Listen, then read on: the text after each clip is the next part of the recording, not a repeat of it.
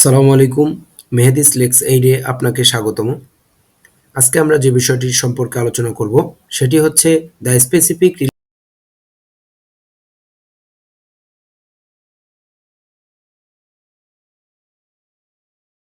Relief act 1877 এর section 5। Section 5 এ বলছে specific relief how given, অর্থাৎ সুনির্দিষ্ট প্রতিকার কিভাবে প্রদান করা যায়।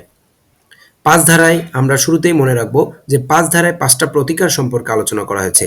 এ থেকে ই পর্যন্ত এই 5টা প্রতিকার 5 ধারার আলোচ্য বিষয়। 5 ধারায় বলছে by taking possession of certain property and delivering it to a claimant, অর্থাৎ কোনো সম্পত্তির দখল গ্রহণ করবে এবং তা দাবিদারকে অর্পণ করবে। এখানে আমরা দুইটা বিষয় মনে রাখবো, একটা হচ্ছে টেকিং পজেশন এবং একটা হচ্ছে ডেলিভার। অর্থাৎ ক্লেইমেন্ট বলতে এখানে বাদী পক্ষকে বোঝানো হয়েছে। অর্থাৎ বাদী যখন একটা মোকদ্দমা আদালতে দায়ের করে, আদালত সেই মোকদ্দমার বিরোধীয় বিষয়বস্তু অর্থাৎ ওই সম্পত্তিটার কি হয় দখল গ্রহণ করে এবং সেটা বাদীকে প্রদান করে। এটাই হলো এর আলোচ্য বিষয়। এরপরে বিতে যদি আমরা যাই, বলছে by ordering a party to do the very act which he is under an obligation to do, অর্থাৎ অর্ডারিং এ পার্টি একটা পক্ষকে কি করবে, অর্ডার করবে, আদেশ প্রদান করবে। কিসের জন্য আদেশ প্রদান করবে? যেটা under an obligation to do, অর্থাৎ যেটা করার ব্যাপারে তার বাধ্যবাধকতা রয়েছে। আমরা যদি এই বাধ্যবাধকতার সংজ্ঞা জানতে চাই, সেটা 3 ধারায় আবার বলে দিয়েছে। এখানে বলছে যে obligation includes every duty enforceable by law, অর্থাৎ আইন দ্বারা কার্যকরীকরণযোগ্য প্রত্যেকটা কর্তব্যই হচ্ছে কি অব্লিগেশন।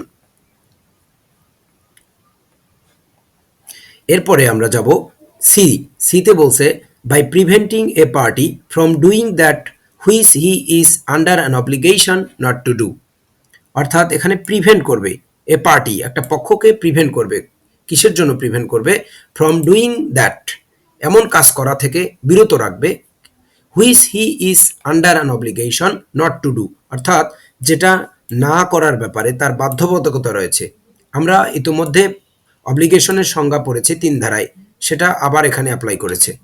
এরপরে ডিতে যদি আমরা যাই, বলছে বাই ডিটারমাইনিং অ্যান্ড ডিক্লেয়ারিং। এখানে আমরা দুইটা বিষয় মনে রাখবো, একটা হচ্ছে ডিটারমাইন করবে এবং সেটাকে ডিক্লেয়ার করবে the rights of parties otherwise than by an award of compensation, অর্থাৎ ক্ষতিপূরণের রায় প্রদানের মাধ্যম ছাড়া, ক্ষতিপূরণের রায় প্রদানের মাধ্যম ছাড়া কি করবে? মাধ্যম ছাড়া অন্য প্রকারে যে পক্ষসমূহের কি করবে, আদারওয়াইজ অন্য প্রকারে পক্ষসমূহের অধিকার সেটা কি করবে, নির্ণয় করবে এবং ঘোষণা করবে। তাহলে এখানে অ্যাওয়ার্ড অফ কম্পনসেশন যে ক্ষতিপূরণের রায় প্রদানের মাধ্যম, এটা কিন্তু সুনির্দিষ্ট প্রতিকার নয়, অর্থাৎ এটা ক্ষতিপূরণমূলক প্রতিকার। এরপরে লাস্ট অ্যান্ড ফাইনাল ওয়ান বলছে বাই অ্যাপয়েন্টিং রিসিভার, অর্থাৎ একজন রিসিভার নিয়োগ করবে। হ্যাঁ, এখন এই রিসিভার নিয়োগের ব্যাপারে এই আইনের 44 ধারা আলোচনা করা হয়েছে। 44 ধারা কিন্তু এটার প্রসিডিউর সম্পর্কে the code of civil procedure 1908-এ আলোচনা করা হয়েছে।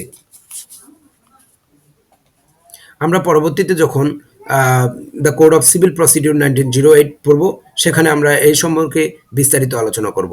আজকে এ পর্যন্তই। আমার ভিডিওগুলো আপনারা বেশি বেশি শেয়ার করবেন, দেখবেন। আশা করি আপনারা আইন অঙ্গনে অনেক উপকৃত হবেন ইনশাআল্লাহ।